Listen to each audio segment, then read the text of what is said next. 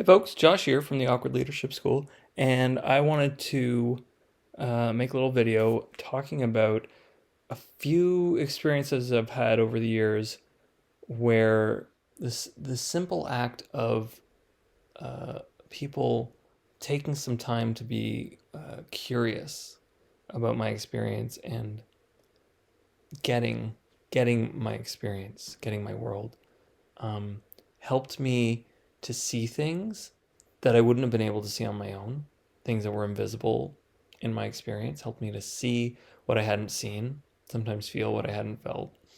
That had a big impact on me.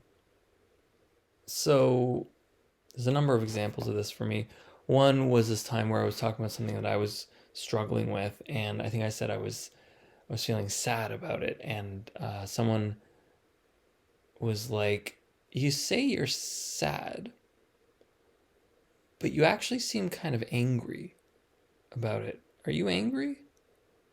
And I checked in and I didn't realize it, but I was actually experiencing some anger that I just was outside of my awareness, and took that reflection to be able to see it. Holy, yeah, I am angry.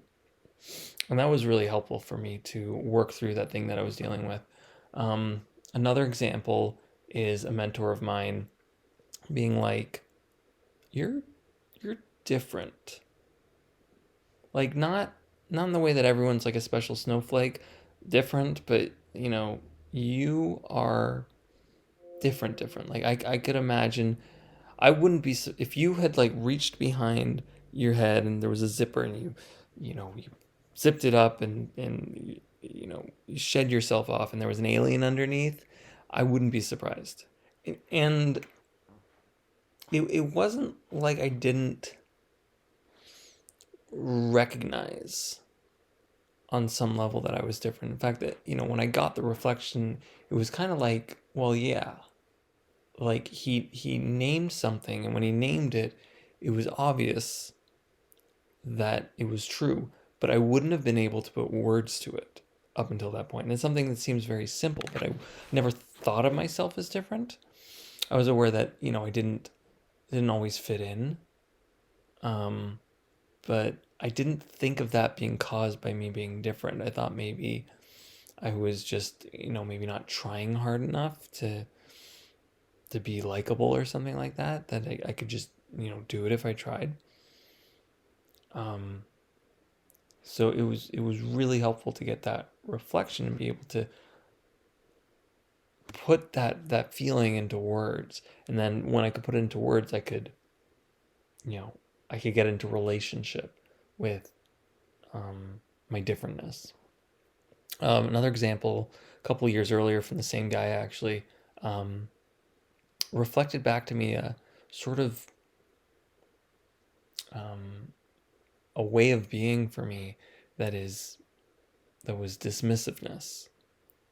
There were ways in which I had a tendency to dismiss people, to dismiss ideas, to dismiss opportunities, especially when I was uncomfortable. But I didn't know it. Like it shaped my world,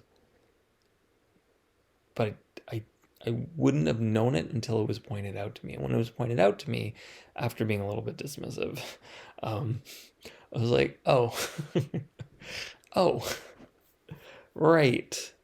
That was more of an uncomfortable thing, but it was one of those sixth sense moments, like at the end of the movie, The Sixth Sense. I won't give anything away, but the main character has a realization that has them sort of go back through their memories, and it changes all these moments in their past. And it's like, oh crap, that's what was happening.